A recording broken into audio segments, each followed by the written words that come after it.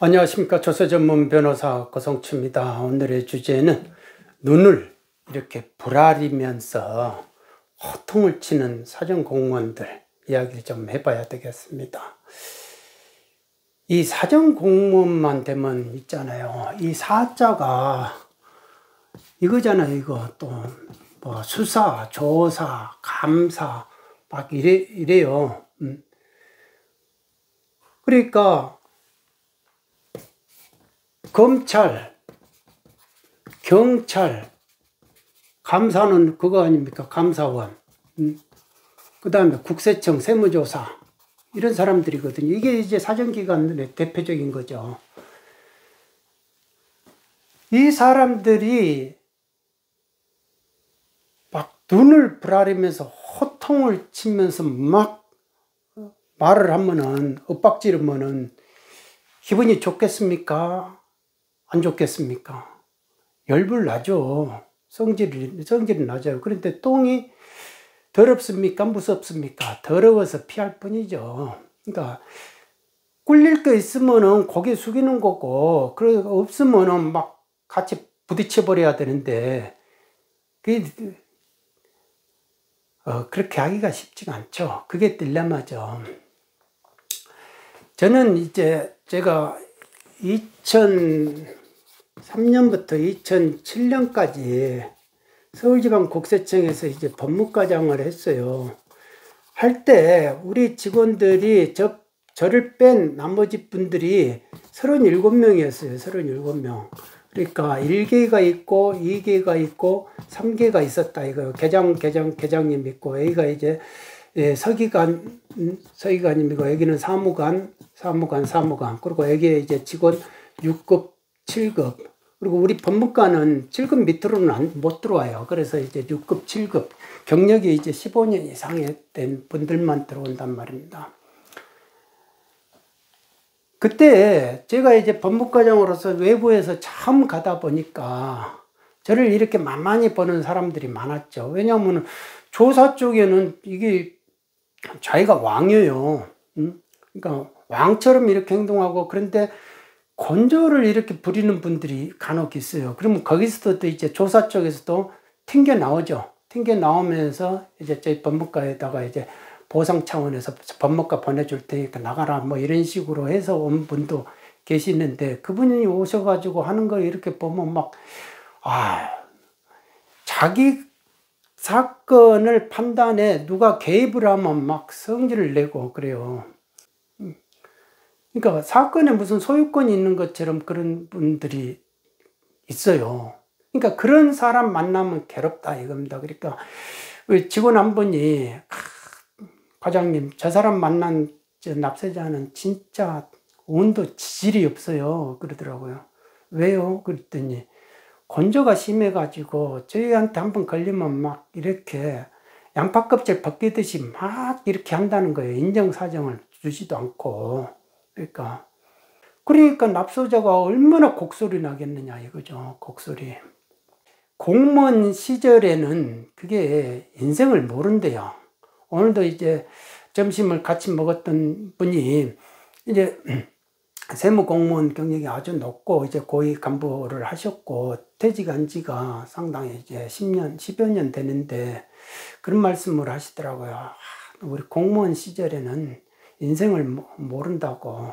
뭐 월급 나오지, 보너스 따박따박 나오지, 뭐 그러면 국민들이 고통받는다. 뭐 설령 IMF 와가지고 국민들이 그렇게 고생한다. 그 공무원들이 뭐 어떻게 할 거냐고. 자기는 자기 월급 다 나오는데. 그러니까 뭐 국민 고통 아는 거 그거 다 거짓말이다고 그러더라고요. 인생을 모릅니다. 그러니까 편하게 살고 그러다 보니까 자기 직에 이렇게 검찰, 경찰, 감사원, 국세청 하면 다 밑에 자기한테 오는 사람들, 이렇게 신문 받으려고, 문답서 받으려고 하는 그런 사람들 만나면 항시 어떤 우월적인 지위에서 이렇게 딱 내려다 본다니까요. 그러니까 본인이 그렇게까지 왜 해야 되냐 이거. 본인이 그런 만한 위치에 있고 그런 만한 권리가 있느냐 이거지. 그러잖아요. 그러니까 그게 이제 그러면 안 된다 이겁니다. 그렇게. 그리고 제가 제가 이제 경찰 조사를 받고, 참고인 조사를 받고, 이제 참고인 조사 받으면 또 증인으로 나가야 돼요. 그래서 이제 증인으로 나갔는데, 본인한테 불리한 증언을 제가 하니까 막 눈을 이렇게 부라리면서 공판검사 한참 어리겠더라고요. 그런데 사건 담당 검사도 저보다 5살 어리고 같은 연수원 동기거든요. 그런데도 자기 사건 그거를 집착을 해가지고 이게 자기가 참고인을 조사를 불러가지고 참고인 조사를 받는데 이거 아니면은 내가 이제 전문가 입장에서 말을 해주면은 그거를 알아들으면 되는데 막 자기가 구도를 잡아놨어. 이미 이 사람을 어떻게 해야 되겠다 구도를 잡아놓는데 그 구도에 맞지 않는 말을 내가 해버리면은 막 갑자기 이제 성질을 내는 거예요. 그러니까 참고인한테도 성질을 낸다 이거예요. 내가 피의자도 아닌데 사람을 대하면서 지 목적 하나 달성하려고 그런단 말입니다. 엮어보려고. 결국은 그 사건은 무죄가 됐죠. 내가 저런 걸 보면서 참 저 인생도 가련하다 속으로 그렇게 생각하죠. 검찰에서 제가 참고인 조사 받고 나왔을 때 밤 11시가 됐어요. 11시에 가로등 불빛에 버슬비가 내리고 있더라고요. 제가 그때 밤하늘을 보면서 하느님이 계시면은 진짜 마음이라도 내가 납세자를 위해줘야지, 피의자를 위해줘야지, 내가 혹여나 억울한 일을 안 당하게끔 이야기라도 들어주고 내가 그런 일을 안 해야지. 마음이라도 그렇게만 먹으면 진짜 예뻐하겠다. 행동으로는 못 가더라도 마음이라도 그렇게 먹은 사람 만나기가 그렇게 힘들겠구나. 그런 생각을 했죠. 검사 하나가 내가 너 하나 죽이려면 막 너 4년 동안 내가 너 고생시켜버릴 수 있어 하면서 아니 당연히 그게 그러면은 안 해야 될 짓거리를 해가지고 기소하고 그러면은 안 돼. 고생하죠. 법원에 가가지고 그걸 무죄 하나 받는 것이 쉽냐 이거죠. 판사도 국가가 뭐 웬만한 거짓말 했겠어. 검사가 거짓말 했겠어. 뭐 이런 식으로 나오고 맨날 피의자나 납세자들은 거짓말하는 걸로 이렇게 의심하는 그런 사람 만나버리면은 또 괴로운 일이 벌어지는 거고 그러잖아요. 세무 공무원이 또 부실가세 해가지고 또 그래 5년 동안 풀어 먹어봐라. 내가 또 억울하면 불복하세요. 불복하세요. 그런데 그게 행정심판 단계에서 또 국가가 거짓말하겠냐 하면서 이런 식으로 가지는 개편으로 이렇게 해버리면은 또 소송을 1심 이기면은 2심 올려버리고 2심 이겨도 3심 올려버리는데 그 과정이 3년에서 5년 걸린다 이거예요. 그러니까 일반 서민들은 불복을 할 수가 없어요. 그러니까 힘없고 빽 없는 사람들은 그냥 국가가 한번 팍 때려버리면 머리 뒤통수 한번 탁 때리면은 그냥 나가 떨어져 버린다니까요. 근데 그와 반대로 거학들 있잖아요. 막 이렇게 막 몇백억씩 가세하고 이렇게 세무 공무원이 이제 조사 공무원이 열심히 해가지고 몇백억 가세했는데 또 그런 거는 검사가 또 가가지고 이상하게 검사급 받으면서 정범은 무혐의가 돼버리고 정범이 이제 정범대부분 바꿔버리는 뭐 이상한 일이 벌어진다 이거예요. 그러면서 또 공판장에 가면은 또 검사 쪽에서 또 공소장 변경을 해가지고 또 액수도 포탈 액수도 또 이렇게 줄어든다 이겁니다. 참 그런 걸 보면서 참 희한하다. 제가 법무과장 시절에 그래가지고 일부러 소송 수행자를 가장 젊은 사람으로 했거든요. 어린 사람으로 물들지 않는 사람으로. 그런데 그 사람도 막 괴로워하더라고요. 괴로워하고 당시 또 이게 계장이요. 술 한잔 먹으면서 저녁 먹으면서 술이 들어가니까 저한테 말실수를 하더라고. 과장님 제가 살려줬습니다. 과장님 죽여버린다는 거를 제가 살려줬습니다. 막 이러는 거예요. 네. 그쪽 그 사채업자가 나를 손봐주겠다고 그러는 거예요. 그러니까 그 사건을 가지고 끝끝내 내가 물고 늘어지니까. 그런데 또 저는 어떤 큰 뭐 이렇게 진짜 12억 원이 뭐 이렇게 해가지고 이게 뭐 이렇게 5월 1일 날 물적 분할 기일에 이게 넘어가야 되는데 이거 안 넘어갔단 말이에요. 근데 넘어간 걸로 회계 감사를 하고 분식 회계를 하고 감사를 하고 또 라는 데가 이 자료를 가지고 주장을 한 거예요. 자기들 5월 1일 날 넘어갔다고 해가지고 했는 거를 제가 이거를 아니지 않느냐라고 입증을 하니까, 그때서 2심 와가지고는 이제, 2심을 제가 대리를 했는데, 2심 와가지고 하는 말이, 26일 날 넘어갔는데, 26일 날 넘어가는 거는 사실이니까 그냥 그렇게 넘어간 걸로, 무슨 문제가 있냐. 그런데, 아니, 세법에서는 하루 차이만 되더라도요, 큰일이 나요.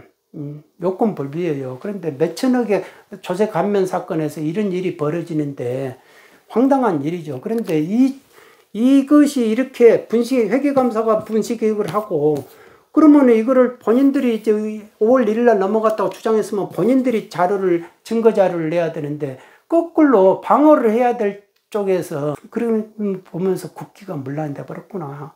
국가기관이 이렇게까지 문란하구나.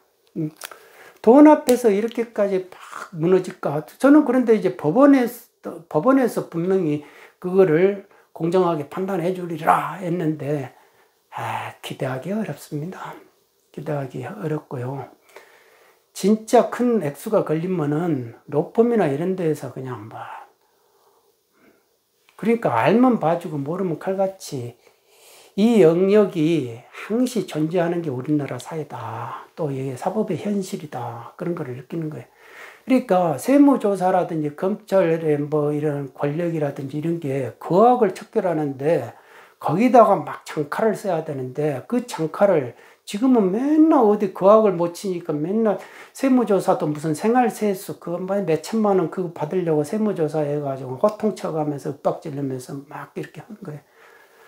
검찰은 그러니까 구제하는 것이 아니다. 그렇지만은 당연히 도둑놈을 잡아야죠. 도둑놈을 잘 잡아야 되는데, 중요한 거는 윽박질러면서 안 나오면 그래? 그러면서 먼지 털어볼까 하면서 먼지 털이 하시고 별건 잡아가지고 또 해보고, 그래도 안 불어? 막 이런 식으로 하고. 그러니까 아무리 자기 실적을 위해서 수사가 도둑놈 잡는 게 중요하더라도 그렇게 인격을 못 어겨가면서 하고 싶냐 이거예요. 그러니까 경찰이나 검찰이나 지금 누가 서로 도덕적으로 우위를 차지하느냐, 그런 걸 시비를 따질 수가 없어요. 따질 수가 없. 그런데 도둑놈들이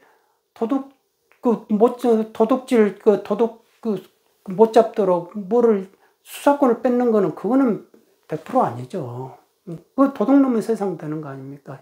조사 권력이나 이런 거 사정 권력들은 진짜 거악을 내로남불 산성 안에 있는 사람들한테 막 집중을 해줘야 된다 이겁니다. 거기다 안 하니까 그 시간이 남아가지고 맨날 그냥 힘없는 사람들한테 와가지고 막 호통치면서 실정된다고 그러고 있다라는 겁니다.